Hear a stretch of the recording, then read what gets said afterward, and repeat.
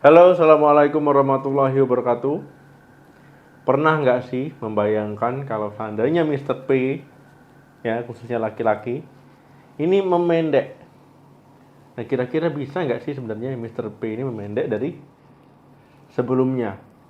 Nah, mungkin kalian pernah melihat ya iklan-iklan rokok, ya ataupun tulisan di rokok, kalau rokok itu menyebabkan hipotensi, ya rokok nikotinnya itu bisa menyebabkan gangguan ereksi. Nah, bagaimana nih perokok? Ya coba dilihat-lihat ya Mr. P-nya ini memendek atau tetap kira-kira. Pertumbuhan Mr. P ya ini akan menetap biasanya, yaitu setelah melewati masa puber. Ya kurang lebih di usia 16 tahun. Ada juga ya orang yang pertumbuhan Mr. P-nya itu sedikit lebih lama.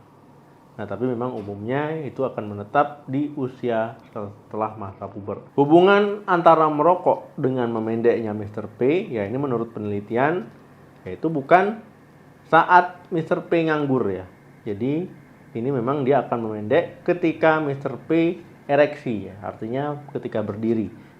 Nah, kalau kalian mengukurnya mungkin saat Mr. P-nya nganggur ya mungkin tetap saja ukurannya, tapi saat ereksi ya ini bisa memendek karena kandungan-kandungan zat-zat kimia yang terkandung dalam rokok ini akan mempengaruhi Mr. P kalian. Ya, khususnya nikotin. Kok bisa nikotin? Ya, jadi nikotin ini dia mempengaruhi pembuluh darah. Ya, jadi dia akan membuat pembuluh darah itu nggak bagus lagi ataupun nggak sehat lagi. Dia akan keras, elastisitasnya berkurang, kelenturan pembuluh darah berkurang. Ya, sedangkan untuk ereksi yang maksimal ataupun ereksi yang powerful, ya ini membutuhkan pembuluh darah yang sehat, ya bukan pembuluh darah yang tidak sehat. Pembuluh darah yang sehat yaitu misalkan arteri yang sehat ini akan mengalirkan darah ke Mr. P kalian dengan optimal ya. Akhirnya Mr. P akan powerful, akan keras ya, akan besar, akan panjang. Nah, tetapi ketika pembuluh darah itu sudah kelenturannya berkurang, ya keras, ya kaku, ya mungkin agak sempit, ya dia akan mengalirkan darah ke Mr. P itu nggak sempurna. Akhirnya apa? Ya nggak powerful, nggak maksimal, panjangnya nggak maksimal, besarnya pun nggak maksimal ya, nggak seperti dulu lagi. Walaupun begitu, kalian masih bisa ereksi ya. Walaupun ya ereksinya itu nggak maksimal lagi ya, nggak seperti dulu lagi ya, ataupun ya ada perubahan lah. Ya kalau seandainya diperhatikan kalian ukur saat ereksi dibandingkan dulu ya pasti ada perbedaan. Kondisi ini ya nggak bisa dibiarkan. Ya lama-lama akan mengakibatkan kalian mengalami gangguan ereksi, ya sulit ereksi, bahkan mengalami disfungsi ereksi. Nah ini tentu akan mempengaruhi psikologis kalian, ya kemudian percintaan kalian ya dengan pasangan juga akan terpengaruh. Kemudian ya merokok ini juga akan mempengaruhi sel sperma kalian ataupun sel pria. Ya sel prianya ini akan kualitasnya akan menurun, ya jumlahnya juga akan menurun ya. Sel pria yang sehat sama yang tidak sehat ya ini juga bisa akan terpengaruh. Ya kemudian kelincahannya pun juga akan terpengaruh akibat merokok. Intinya akibat rokok sel sperma ini akan rusak. Ini akan menurunkan kemampuan untuk membuahi ya ataupun mencapai sel telur si wanita. Kok bisa seperti itu? Ya kalau rusak kan gini ya. Yang sehat itu mau berenang, mau bertemu sel telur tuh nggak sampai ya, bahkan ya sudah mati di tengah jalan. Ya ada yang nggak sampai di tengah jalan baru mau masuk udah mati. Ya ataupun memang sudah mati dari awal. Jadi ada hubungan ya merokok dengan Mr. P jadi pendek. Nah pertanyaannya, kira-kira kalau sudah berhenti merokok, Mr. P tadi bisa panjang lagi nggak?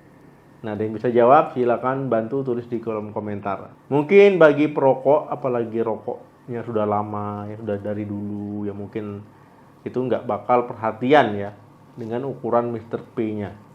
Nggak mungkin ya diukur setiap hari. Ya jadi sudah nggak tahu lagi panjangnya berapa, pendeknya berapa. Tapi memang ada pengaruh ya antara rokok dengan Mr. P. Untuk kalian yang punya niat berhenti merokok, ya coba ukur Mr. P kalian sekarang, misalkan hari ini mau berhenti merokok, yaitu beberapa bulan kemudian, misalkan 3 bulan ataupun 4 bulan kemudian. Nah, coba lihat ya, memanjang, menetap, ya ataupun malah tambah pendek, coba dilihat dulu.